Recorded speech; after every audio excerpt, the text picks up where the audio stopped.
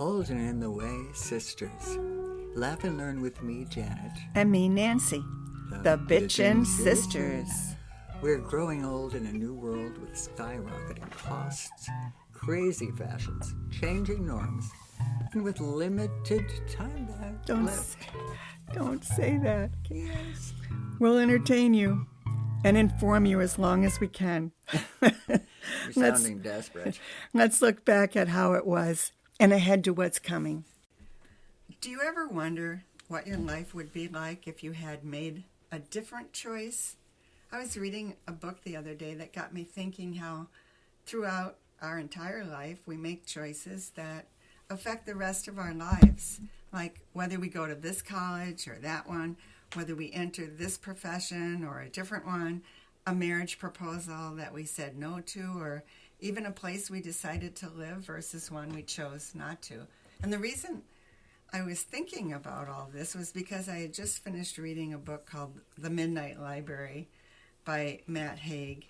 I think I listened to part of that, yeah. And the main character, Nora, she ends up in a library with hundreds of books all about just her. And each book contains the story of her life if she had made this particular choice over the one she actually chose. So she gets to choose a book. She actually chooses quite a few of them. And she experiences her life as if she made that choice.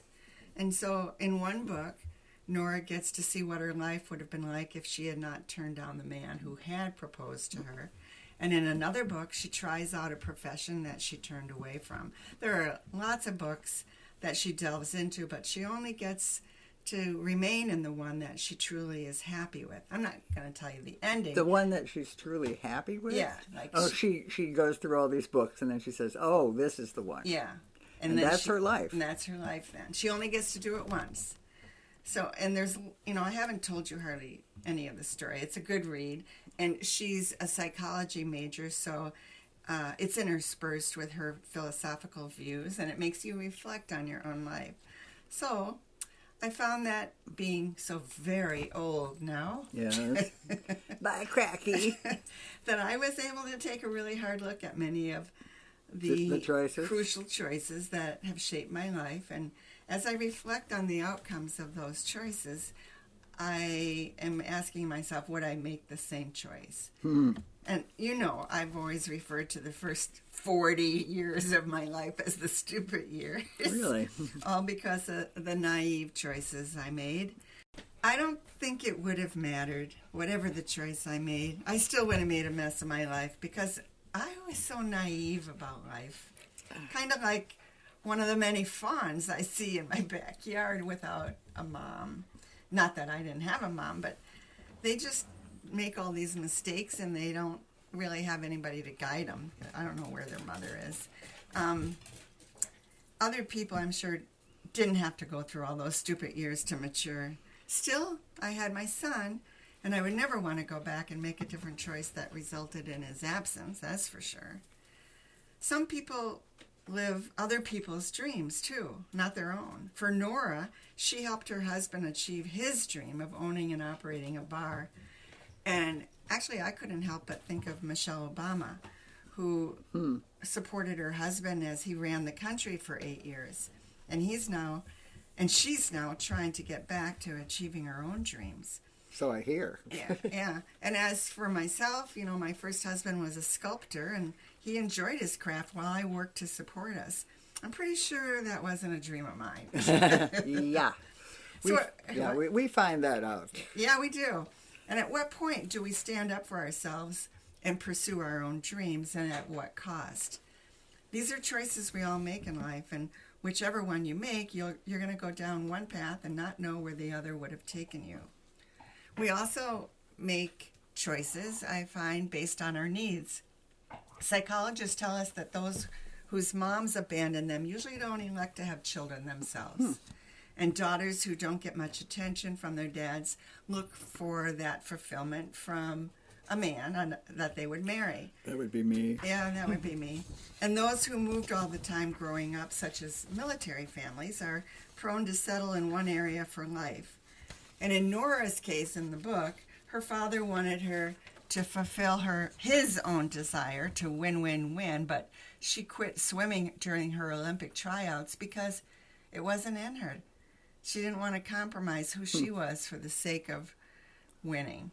Yeah. And for myself, I sought, like you said, a father figure as a mate, someone who would continue to take care of me. Yeah, and my keep me first safe. husband played golf like my father. Oh, he'll approve of Jean, yes. But no. It was only, for me, it was only when I started to find my strength in myself that I realized the relationship wasn't going to work out. How about for you? We had other problems. We won't go into them here. Okay. Well, I made a choice. I read a book that you sent me Yes. on Maria Montessori. And out of that came a lifetime achievement of becoming a Montessori teacher through a correspondence course because we didn't have computers then. Imagine that. Then I worked at a Montessori school and I found I loved it. And then I started creating more Montessori schools and then I mentored teachers. I found my path and I never looked back. In essence, I turned the stupid years into years of passion, something that fulfilled me as a person. Mm-hmm. So if I had read that book, I'm pretty sure I would have stayed with that book. Good. In the Because end, that's where you are. yeah.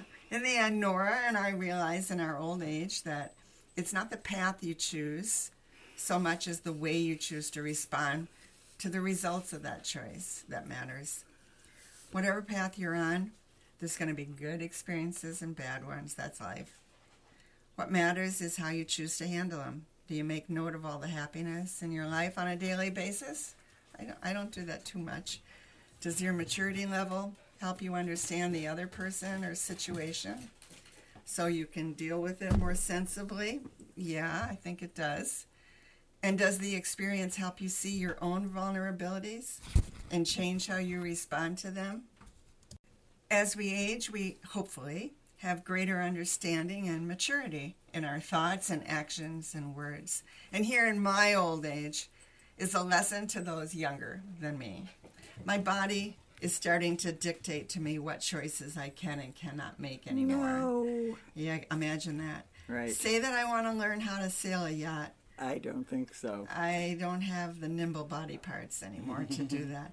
Or I'd like to go back to school, but my memory is starting to decline. And you decided to park down below so you wouldn't crash into our fence this time. Yeah, my driving skills aren't increasing, they're decreasing.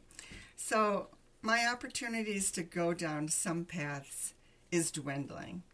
Still, I find appealing choices in less arduous ventures. I learned to knit when I retired. I became a mentor of teachers instead of spending all day in the classroom. I have a friend who took up oil painting and learned to play the guitar. Another started playing pickleball. One is even retrieving golf balls as a side job. Not for me. Well, we know our limits. You see, you can pursue whatever paths you want. The world awaits, and there are many books, so to speak, with your life stories in them of the choices you did not make. But choose a path as wisely as you can. Weigh the pros and cons and your inherent needs and whether you're truly pursuing your dreams or those of another. And if you discover it was an unsuitable path, like we did, get out. Turn it around and make a different choice while there's still time. I'm hoping this podcast reaches out to you and makes you consider the choices you've made and how this long, winding trail has turned out for you. Are you happy with your life that's almost over? Did the choices you made along the way pan out the way you hoped? What if you made another choice? No time Just for that. keep choosing to listen to us. Okay. The Bitchin' Sisters. We come to you twice a month with new episodes. Some are funny, some are serious, some are just our crazy opinions. I hope you enjoyed our show. Me too. It's been a pleasure. Music by Hall and Sidnor.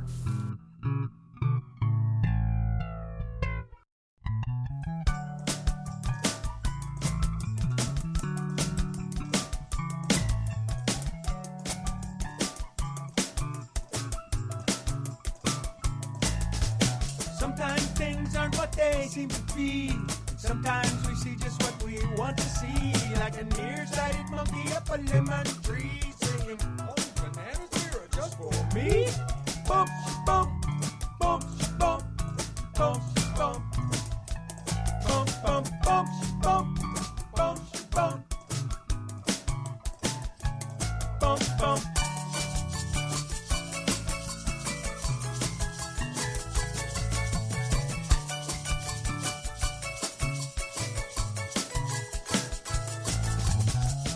Little Lottie just laughed and laughed. Saw a purple monkey on a pink giraffe. Mama asked the doctor, tell me what is that? The doctor said we better cut a dose in half. Bump, bump, bump, bump, bump, bump. Bump, bump, bump, bump, bump, bump. Bump, bump.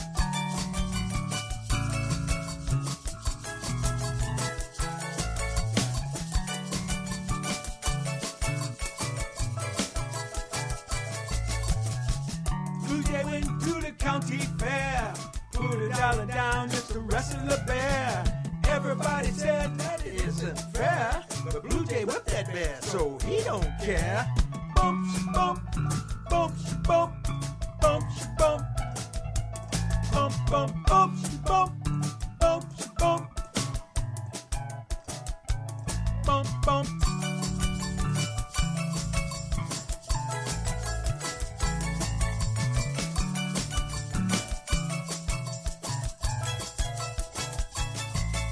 Polly wants a cracker, doggy needs a bone, baby needs new shoes, but mama wants a phone, a big pearl necklace and a TV set, and you know whatever mama wants, mama gets.